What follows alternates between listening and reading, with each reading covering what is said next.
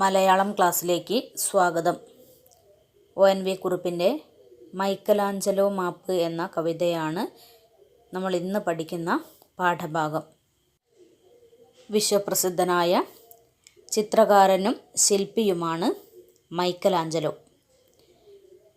കവി എന്ന നിലയിലും ഇദ്ദേഹം പ്രസിദ്ധനാണ്. 1475 ഇറ്റലിയിലെ ഫ്ലോറൻസിലാണ് ഇദ്ദേഹം ജനിച്ചത്. ഇദ്ദേഹം 23-ാമത്തെ വയസ്സിൽ റോമിലെ സെൻറ്റ് പീറ്റേഴ്സ് ബസലിക്കയിൽ വിശ്വവിഖ്യാതമായ ഒരു വെണ്ണക്കൽ ശില്പം, ഇതിൻ്റെ പേര് പിയത്ത എന്നാണ്.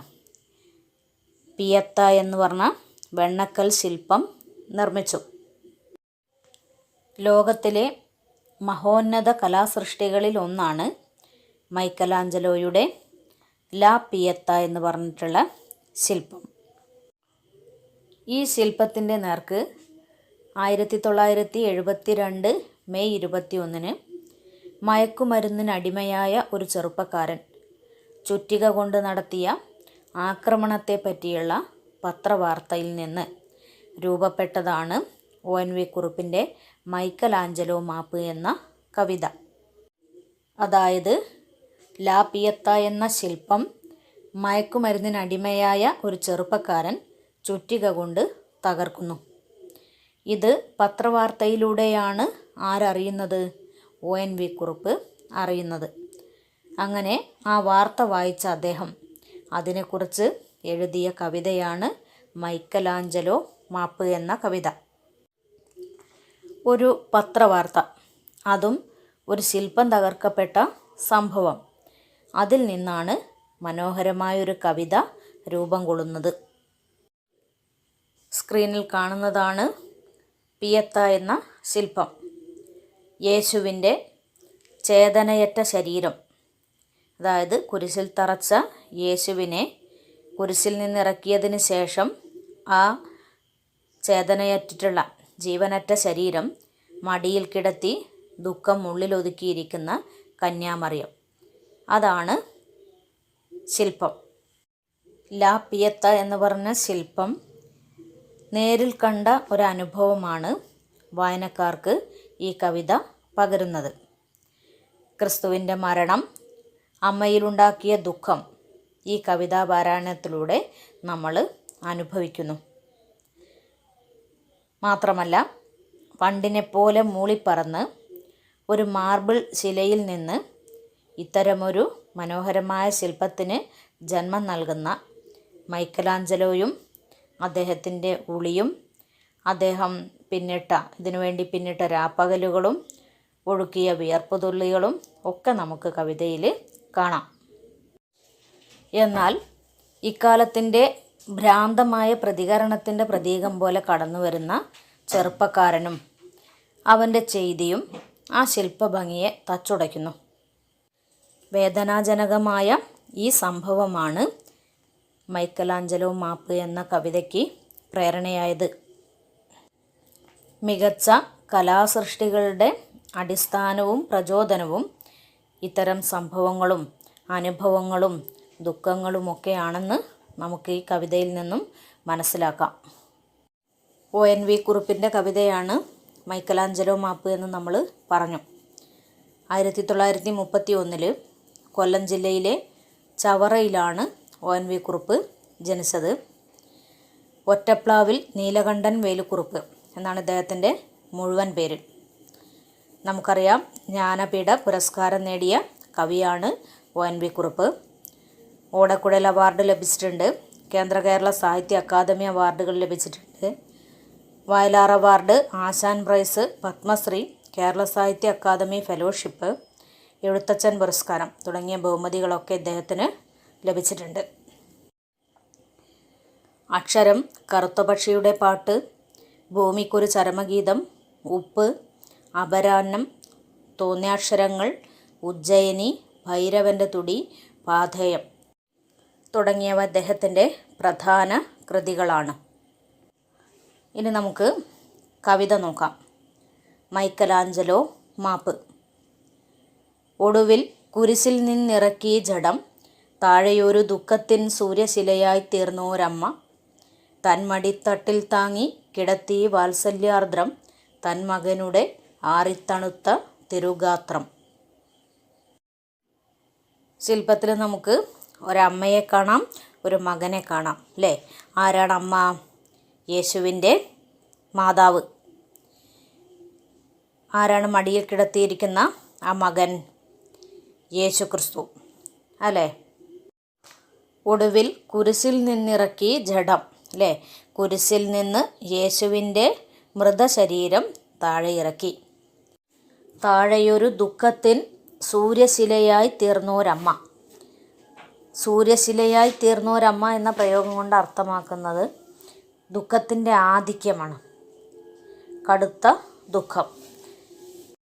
ദുഃഖത്തിൻ്റെ ആധിക്യം കൊണ്ട് ശില പോലെ ഉറഞ്ഞുപോയ ഒരമ്മ, തന്മടിത്തട്ടിൽ താങ്ങി കിടത്തി വാത്സല്യാർദ്രം.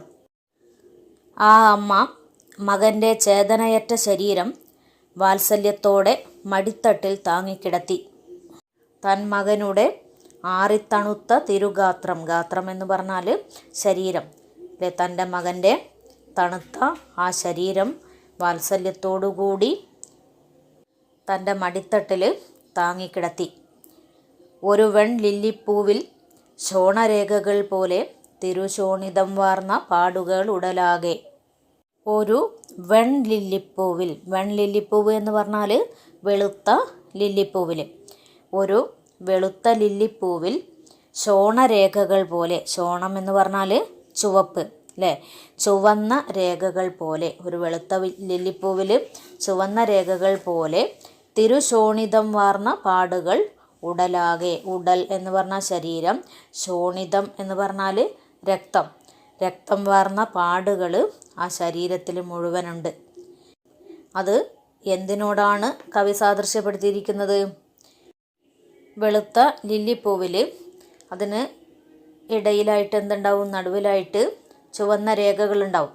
ആ ചുവന്ന രേഖകൾ പോലെ, വെളുത്ത ലില്ലിപ്പൂവിൽ ചുവന്ന രേഖകൾ പോലെ യേശുവിൻ്റെ വെളുത്ത ശരീരത്തിൽ ചുവന്ന രക്തത്തിൻ്റെ പാടുകൾ കാണാം.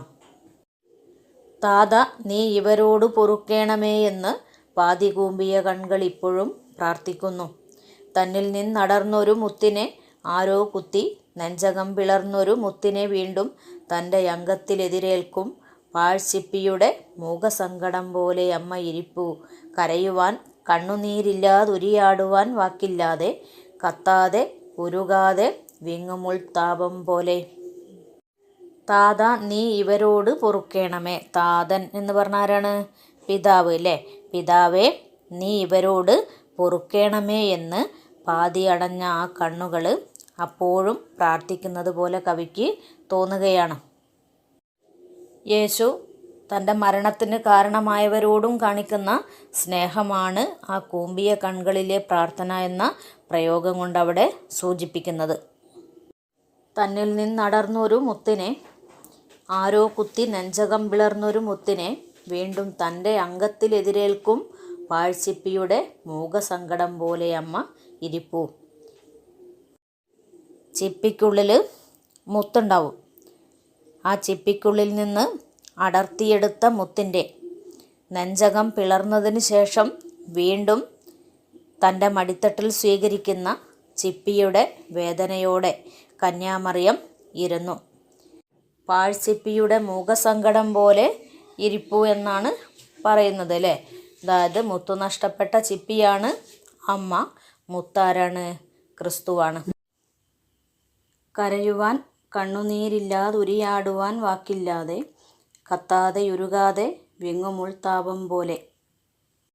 കരയുവാൻ കണ്ണുനീരില്ലാതെ, ഉരിയാടുവാൻ വാക്കുകളില്ലാതെ. ഉരിയാടുക എന്ന് പറഞ്ഞാൽ സംസാരിക്കുക അല്ലേ? പറയുവാൻ വാക്കുകളില്ലാതെ ആണ് ആ അമ്മ ഇരിക്കുന്നത്.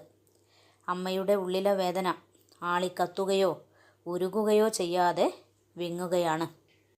അമ്മ ഉറക്കെ കരയുകയാണെങ്കിൽ ആ സങ്കടം അല്പം കുറയുമായിരുന്നു. കരയുന്നില്ല, ഉരിയാടുവാൻ വാക്കുകളില്ല, സംസാരിക്കുന്നില്ല.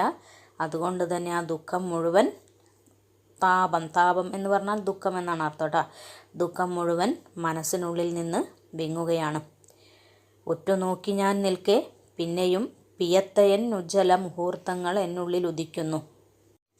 കവി പിന്നെയും പിയത്ത എന്ന ശില്പത്തെ ഉറ്റുനോക്കിക്കൊണ്ട് നിൽക്കുകയാണ്.